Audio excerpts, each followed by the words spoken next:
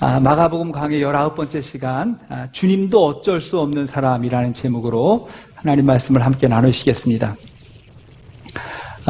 저희들이 교회에서 모여서 함께 예배를 드리지 못한 지가 10주가 됐습니다. 이번 주가 10주째예요. 금세 그렇게 시간이 지났는데요. 그러는 동안에 여러분의 믿음은 성장하셨습니까? 아니면 약간 퇴보하셨습니까? 약간 있던 믿음도 사라진 분 혹시 없게 되기를 바랍니다. 믿음이 자랐을까? 퇴보했을까? 사람마다 다를 것 같습니다. 그렇죠? 그건 우리의 믿음의 태도에 따라 다를 수 있다고 생각합니다. 믿음은 삶의 태도를 결정하거든요. 어렵고 힘들 때 더 믿음이 자라는 경우도 많이 있습니다. 여러분, 다윗을 보면 다윗의 영성이 언제 그렇게 깊어졌습니까? 그가 광야를 전전하면서 겨우 목숨만 부지하면서 하나님만 바라보고 하나님에게만 소망을 둘 때에 그가 깊은 영성의 사람이 되었습니다. 우리 예수님도 광야에서 40일 동안 금식을 한 이후에도 너끈히 마귀의 시험을 이기셨습니다. 우리 성도님들이 힘든 시간을 지금까지 믿음으로 잘 이기셨다고 저는 믿습니다. 이제 곧 회복의 시간이 올 것입니다. 다시 모여서 예배드리게 되면 더 성숙하고 정말 간절한 마음으로 예배드리는 그런 믿음의 공동체가 될 수 있기를 축복합니다. 자, 오늘 본문 1절을 보면 1절을 보니까 예수께서 거기를 떠나사 고향으로 가시니 제자들도 따르니라 그랬어요. 자, 거기를 떠나사 고향으로 가셨다. 거기가 어디예요? 거기는 가버나움을 말하죠. 예수님의 초기 사역은 갈릴리 중심의 사역이었는데 갈릴리 사역의 중심이 이 가버나움이었습니다. 오늘날도 이 가버나움 입구에 가면 더 타운 오브 지저스 이렇게 써있다 그래요. 예수님의 마을, 그런 거죠. 이 가버나움을 중심으로 예수님이 활동을 하셨는데 거기를 떠나서 어디로? 고향으로 가셨어요. 예수님의 고향이 어디지요? 그분이 태어나신 곳은 베들레헴이지만 그분이 자라신 곳은 나사렛이었습니다. 그 나사렛 고향으로 가셨다는 거예요. 우리가 고향 하면 떠오르는 게 편안함, 안식, 쉼 그런 거잖아요.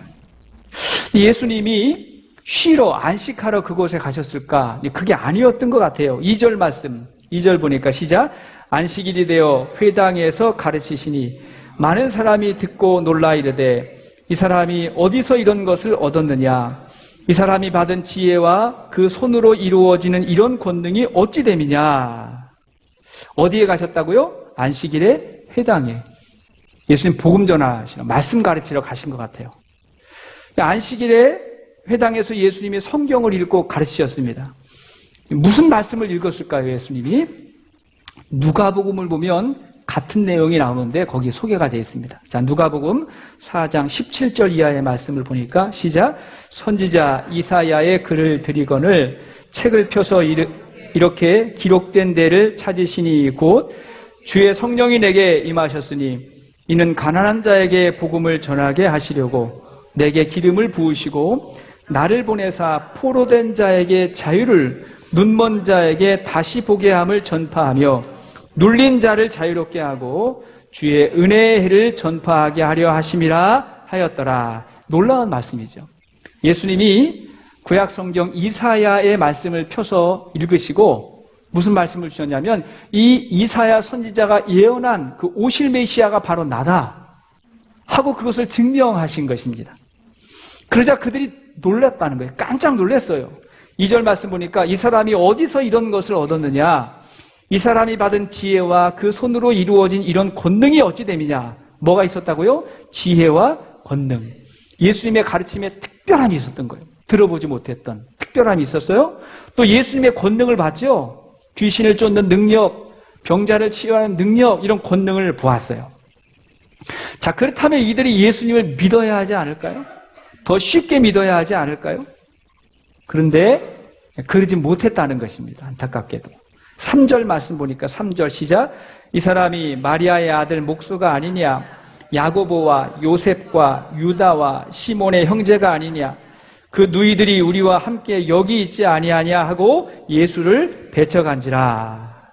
뭐라 그랬어요? 이 사람이 마리아의 아들 목수가 아니냐. 그 가족들을 이야기한 다음에 결론적으로 예수를 배척한지라. 배척했다는 말이 이런 거예요. 걸려 넘어졌다. 불쾌하게 되었다. 그런 말이야. 그러니까 예수님 때문에 지금 불쾌해졌다는 거예요. 시험에 들 뻔했다는 거예요. 여러분 이해가 되세요? 예수님의 지혜와 권능을 보고 깜짝 놀랐는데 그래서 시험 들 뻔했다는 거예요. 자, 여기서 우리가 알 수 있는 게 무엇일까요? 하나는 사람들에게 오해받고 핍박받는 게 자기 잘못만은 아닐 수 있다는 것이죠. 용감하게 진실을 말해도, 정직하게 말해도 우리가 배척받을 수 있습니다. 의인의 길에 고난이 있을 수 있습니다. 유대인들의 속담에 선지자는 고향에서 높임을 받지 못한다는 말이 있거든요. 유대인들이 다 알고 있었어요. 근데 지금 예수님이 일부러 고향에 데리고 가서 제자들에게 그것을 보여주신 거예요. 어떠한 의도가 있을까요?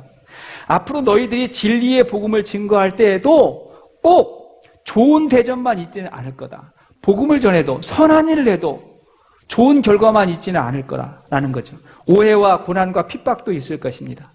그러나 담대해야 된다는 거예요. 그게 핑계가 되면 안 된다는 것입니다. 우리도 상황이 나빠서, 조건이 나빠서 안 된다고 하는 말을 너무 자주 하면 안 될 것입니다. 우리가 배움이 없어서, 돈이 없어서, 시대를 잘못 만나서 이게 안 된다고 하는 이런 말 자주 하면 안 된다고 생각합니다. 이런 말은요, 자기 합리화는 될 수 있어요. 그러나 아무런 문제도 해결이 안 돼요. 똑같은 것입니다. 그렇기 때문에 우리의 믿음은 태도의 문제라는 거예요. 믿음은 태도입니다. 그래서 어차피 세상에 어려움이 있다는 것을 인정하고 당연하게 여기고 그걸 믿음으로 이기는 것들, 이것이 진짜 필요한 믿음의 능력이라고 생각합니다. 지금 여기서 정말 안타까운 건 뭐냐면 나사렛 사람들의 태도가 예수님을 배척했다는 거예요. 받아들이지를 못했다는 것입니다. 그래서 5절 말씀을 보니까 5절 시작.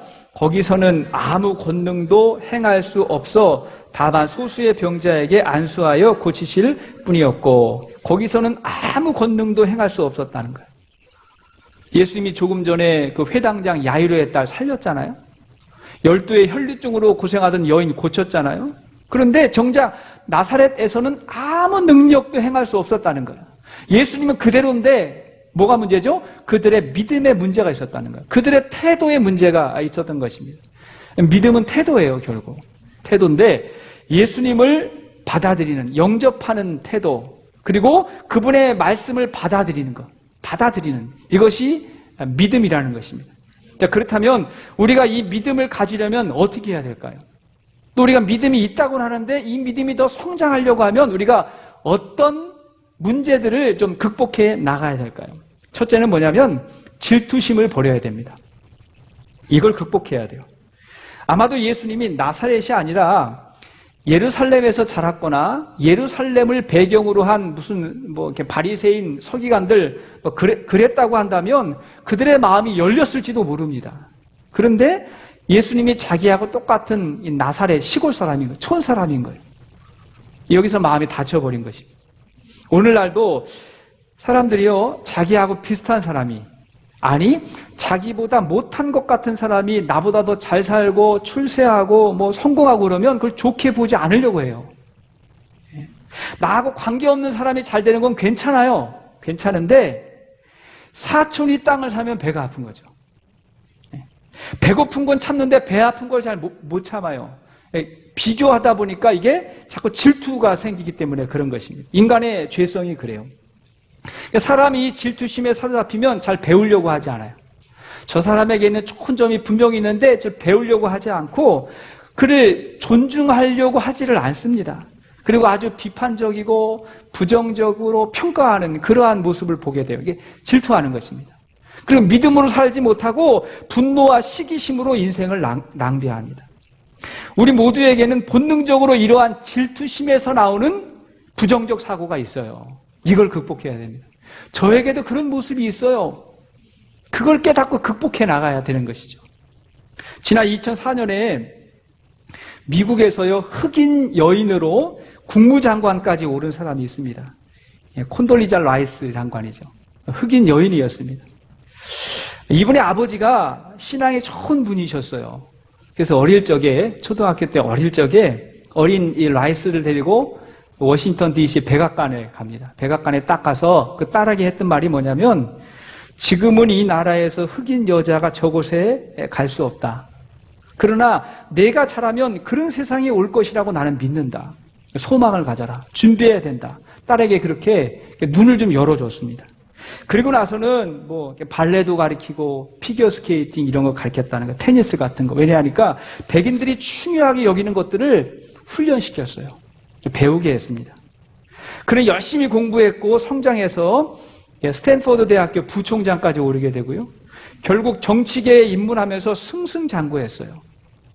근데 그를 비난하는 사람들이 있었습니다. 그들은 말하는 거예요. 그가 흑인이고 여자이기 때문에 특혜를 받았대요. 흑인이고 여자인 게 약점이 될 수 있는데 그것 때문에 특혜를 받아가지고 그 자리에 올랐다고 그렇게 비난을 했습니다. 주로 누가 그런 말을 했을까요? 누가 그런 얘기할까요? 여러분도 안 그랬죠? 우리는 안 그랬거든요. 누가 했냐? 흑인이 아닌 백인이, 여자가 아닌 남자가, 잘 배운 사람들이, 백인 남자 잘 배운 사람들이 시기하고 질투하는 엄청난 일들이 있었다는 거예요. 이런 사람들을 뭐라 그래요? 찌질하다 그러죠. 좀 인정해주고 존중해주면 얼마나 좋아요. 그 어려움에도 불구하고 그 자리까지 올라갔으면 얼마나 노력을 했겠어요. 그것을 인정해주고 격려해주면 더 멋진 사람이 되지 않겠습니까? 사실은 조금 부족한 사람인 것 같아도, 그럼에도 불구하고 머리를 숙일 수 있을 때, 배울 것을 찾을 때 그 진짜 멋진 사람이 되는 것입니다. 이런 사람이 가방 같은 사람이 아니라 보자기 같은 사람이 되는 거죠. 보자기 같은 사람. 넓게 다 이렇게 포용해주는 사람입니다. 우린 이걸 극복해야 된다고 믿습니다. 두 번째 해결해야 될 건 뭐냐면 선입견, 우리의 편견을 버리는 것입니다. 이러한 질투심이 어디에서 나왔을까요? 그들의 선입견, 편견에서 나온 겁니다. 그들은 예수님을 너무나 잘한다고 그렇게 착각을 했던 거예요. 우리 예수를 너무 잘한다는 거예요. 3절에 보니까 이 사람이 마리아의 아들 목수가 아니냐 이렇게 말하잖아요. 마리아의 아들 목수가 아니냐. 이 말은요, 예수님을 아주 깔아본 거예요. 깔아봤어요. 당시에 사람을 지칭할 땐 반드시 아버지의 이름을 댑니다. 아무리 아버지가 돌아가셨어도 아버지의 아들, 그러니까 요셉의 아들이 아니냐 이렇게 말해야 되는데 지금 마리아의 아들이 아니냐 이 말은 뭐예요? 아비 없이 자란 사생아 아니냐? 예수님 동정녀 마리아에게 태어났잖아요. 아비 없이 태어난 그 아이 아니냐 이런 말이죠 지금. 목수라고 하는 직업도 그렇게 대단한 직업은 아니었어요. 결국 그들이 예수님을 너무나 잘한다. 우리는 뭐 가족들도 잘 알고 잘한다는 거예요. 그 선입견이 잔뜩 깔려가지고 받아들일 수가 없는 것입니다. 제가 존경하는 목사님이 최영기 목사님이십니다. 우리 교회 집회도 오셨던 최영기 목사님 정말 존경합니다. 그분은 성결교단의 순교자이신 최성모 목사님의 손자이십니다. 최성모 목사님은 6.25 때 북한에 납북되셨습니다. 그리고 부모님은 월북하셨어요. 북한하고 감정이 별로 좋지 않아요, 이분이. 그래서 할머니의 손에서 자랐어요. 어린 시절 상처가 굉장히 많았을 거라고 생각합니다. 그래서 젊은 날 좀 세상에서 좀 노시다가 미국에 오셔가지고 이분이 예수님을 인격적으로 만나시잖아요. 우리 교회에서 간증하셨죠? 미국에서 예수님을 인격적으로 만나셨어요. 그러면서 이제 신앙생활을 착실히 평신도 생활을 하시고 평신도 장로님으로 하시고 그 다음에 하나님의 부름을 받고 전도사로, 부목사로, 그리고 담임목사로 사역하시다가 지금은 이제 은퇴하셨습니다. 예수님을 인격적으로 만나고 보니까 그동안 여러 교회를 거쳐오면서 가졌던 아쉬움들, 교회에 대한 아쉬움, 문제점들 이런 것들을 고민하시고 기도하시다가 성경적인 신약교회, 가정교회에 대한 마음을 그분이 품게 되셨습니다. 그리고 나서 이제 가정교회 사역을 하시게 된 거죠. 그 열매가 오늘날 한국교회의 신선한 바람을 일으키는 허파와 같은 역할을 감당하고 있습니다. 그러니까 생각해보면 최영기 목사님의 신앙의 유산과 다양한 경험이 오히려 장점이 된 거예요. 아주 특별한 장점이 된 겁니다. 반면에요, 제가 미국에서 만난 아주 특별한 분이 있었습니다. 한국인으로 최초의 장로교 목사 7인 가운데 처음으로 장로교에서 안수받은 7번의 목사님 가운데 가장 유명한 분이 길선주 목사님이라는 분이 있거든요. 길선주 목사님. 이분은요 3.1운동 때 민족 대표 33인 가운데 한 분이셨습니다. 그리고 그 유명한 평양의 장대원 교회의 담임 목사셨어요. 그런데 제가 몇 해 전에 그분의 손자를 만났어요. 연세가 많이 드셨는데 그 손자를 만났어요. 근데 안타까운 것은 그분이 잠시 교회를 쉬고 계셨습니다. 가나안 신자가 되셨어요. 그게 안타깝더라고요. 그분하고 잠시 이제 식사를 하면서 이야기를 나눴는데 뭐 당신은 교회도 잘 알고 어릴 때부터 다녔으니까 교회도 잘 알고 성경도 너무 잘 아는 거예요. 다 안다는 거예요. 근데 느낌이 뭐냐면 이분이 예수님을 인격적으로 만나지 못했겠구나 이런 생각이 들었어요. 이렇게 너무 아쉬운 거예요. 너무나 잘하는데 진짜 예수님을 못 만났어요. 지금 교회에서 안타까운 분들이 바로 이런 분들이에요. 신앙이 오래되어서 유익한 게 아니라 아주 냉랭하게 식어버린 사람이에요. 처음 사랑이 식었어요. 믿음의 집안에서 자랐고 교회 직분도 있고 늘 교회에서 계셨는데 중요한 열정이 없어요. 정말 중요한 열정이 없고 더 중요한 열매가 없어요. 열매가 뭐죠? 전도의 열매. 나로 말미암아 누군가 예수를 믿게 된 사람이 몇 명이냐 생각해 봐야 됩니다. 또 섬김의 열매. 나로 말미암아 어떤 사람의 믿음이 지금 자라고 있느냐 아니면 나 때문에 실족하고 있느냐. 열매 아닙니까? 예수님 결국 뭐라 했어요? 나무는 열매로 평가하는 거라고. 우리도 열매로 우리의 신앙이 어떤가를 평가받는 것입니다. 그러면서 이 따뜻한 사람이 아니라 이렇게 까다로운 사람이 되면 안 된다는 거예요. 최근에 들었던 말 가운데 좋은 말이 있습니다. 이런 말이에요. 참견하지 말고 참여하라. 그런 말이에요. 참견하지 말고 참여해라. 참견은 뭐예요? 내 일이 아닌데 내가 할 수 있는 일도 아닌데 그것에 대해서 말만 하는 거예요. 참견이에요. 참견. 정치에 대해서 교회에 대해서 뭐 다른 사람에 대해서 참견해요. 내 일이 아닌데. 반면에 참여는 그 일에 대해서 적극적으로 내가 동참하는 거예요. 내가 해야 되는 일이니까 내가 동참하는 거예요. 참여하는 사람은 참견하지 않아요. 참견하는 사람은 참여하지 않아요. 자기가 해야 될 일인데 하지 않아요. 그리고 말만 한다는 거예요. 듣고 보니까 굉장히 찔리더라고요. 그럴 수 있겠구나. 그럴 수 있겠구나. 편견은 무지와 착각 때문에 생기는 것입니다. 내가 모르면서 안다고 착각하기 때문에 이 편견에 빠지는 거예요. 우리는 저 유명한 소크라테스가 했던 말을 기억해야 할 것입니다. 이런 이야기 했어요. 나는 정말 많은 것을 모른다. 그러나 한 가지는 안다. 내가 모른다는 사실을 나는 안다. 이거예요. 나는 다 알지 못한다. 저 사람에 대해서 이 일에 대해서 내가 다 알지 못한다. 그거를 안다는 것입니다. 굉장히 중요한 것이죠. 우리가 너무 부족해서 너무 연약해서 하나님 앞에 엎드릴 수밖에 없는 정말 불쌍한 존재라는 걸 알아야 됩니다. 믿음은 나의 절망으로부터 시작된다 그랬잖아요.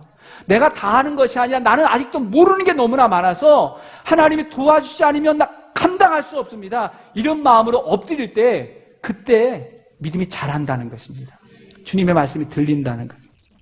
세 번째 극복해야 될 게 뭐냐면 상처에서 벗어나야 됩니다. 우리가 상처를 극복해야 돼요.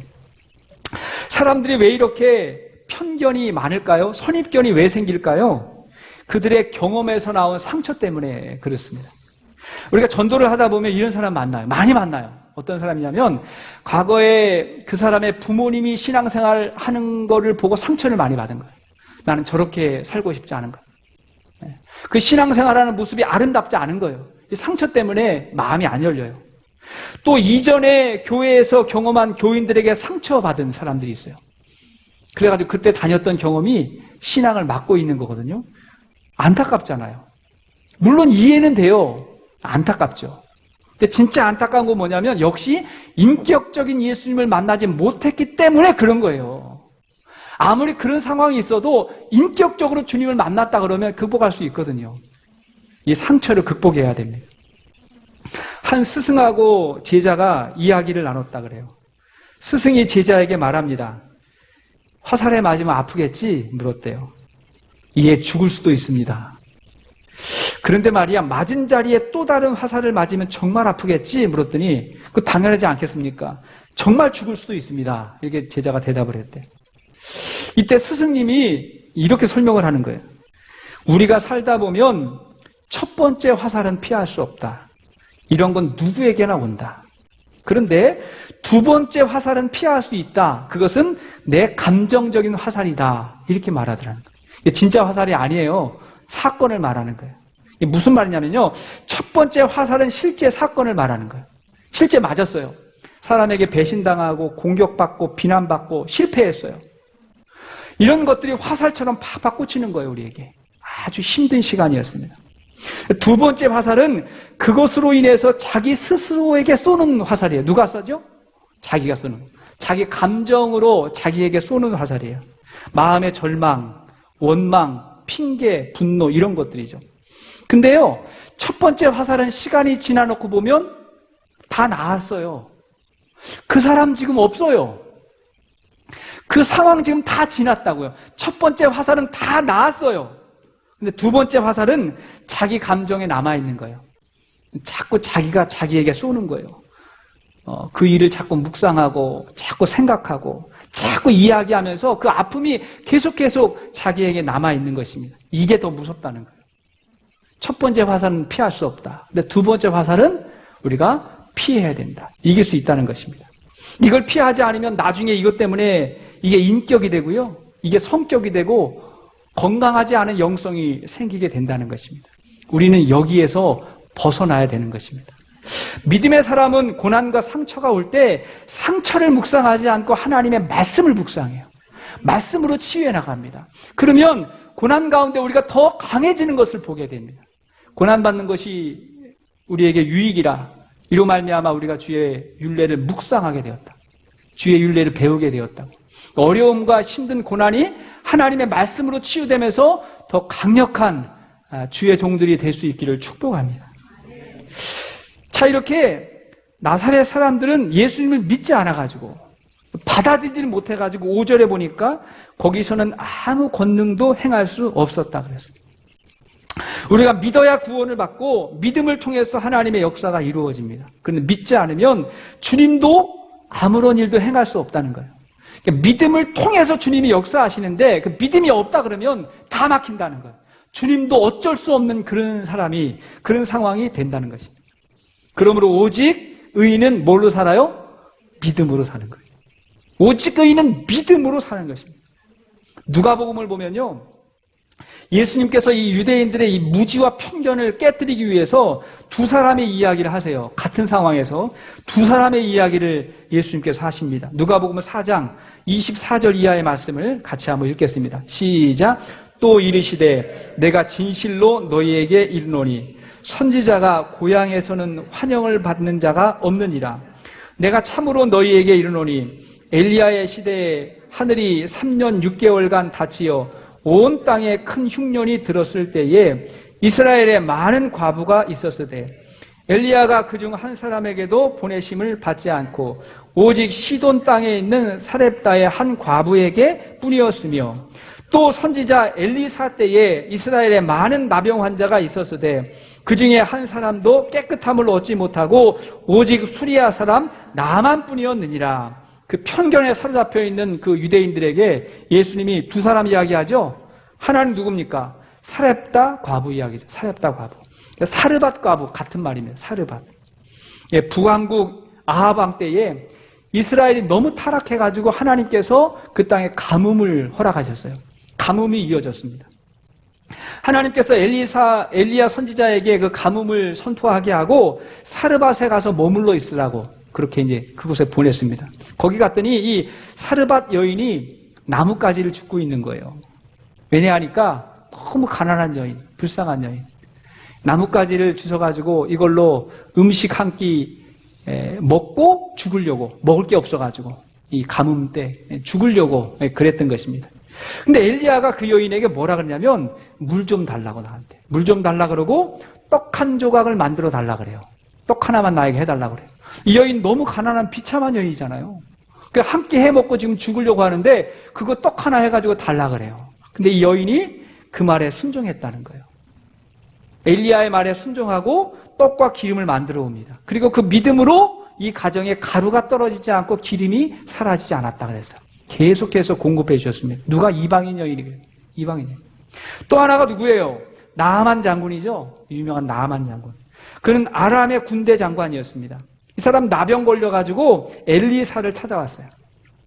엘리사가 하는 말이 뭐냐면 요단강에 가가지고 7번 몸을 씻으라고 그렇게 이야기를 했어요. 그랬더니 처음에는 화가 났어요. 내가 누군 줄 알고, 그죠? 찾아오지도 않고 강가에 가가지고 몸을 씻으라고 하냐고. 우리나라에는 그런 물이 없냐고 처음에 화가 났어요. 그랬는데 생각이 바뀌었어요. 그게 뭐 어려운 일이겠나 싶어가지고. 어려운 일도 아니니까 한번 해보자고 하고 요단강에 가가지고 몸을 씻고 순종해서 그가 병이 나았습니다. 나았다는 거예요. 예수님이 지금 이 이야기를 유대인들에게 해주는 거예요. 공통점이 뭐죠? 이들은 믿음 갖기 어려운 사람이었어요. 정말 믿음 갖기 어려운 사람. 이스라엘 사람들의 편견에 이방인들은 안 된다. 이방인들이 어떻게 하나님을 믿느냐 그랬는데 이 두 사람이 믿었잖아요. 믿었어요. 또 하나, 한 여인은 너무 가난한 사람이고 정말 순종하기 어려운 사람이었고 한 사람은 이방인 장군이었습니다. 그런데 그들이 믿음으로 반응할 때 하나님의 역사가 나타났다는 거예요. 주께서 그 말씀하세요. 왜 그렇게 편견에 사로잡혔느냐? 순종해봐라. 그런 이야기. 그러므로 결국 안 된다, 못한다, 원래 그렇다 이런 말이 아니라 하나님이 말씀하시면 됩니다. 이 일에도 하나님의 뜻이 있습니다. 내 뜻이 아니라 주님이 말씀하시면 순종하겠습니다 라고 하나님 앞에 엎드릴 때 하나님의 역사가 나타난다고 믿습니다. 우리에게 이런 믿음의 눈이 열리고 하나님의 놀라운 역사가 임하고 이 코로나 시대를 살아가는 이때에 정말 살아있는 믿음으로 우리가 승리할 수 있게 되기를 주의 이름으로 축복합니다. 같이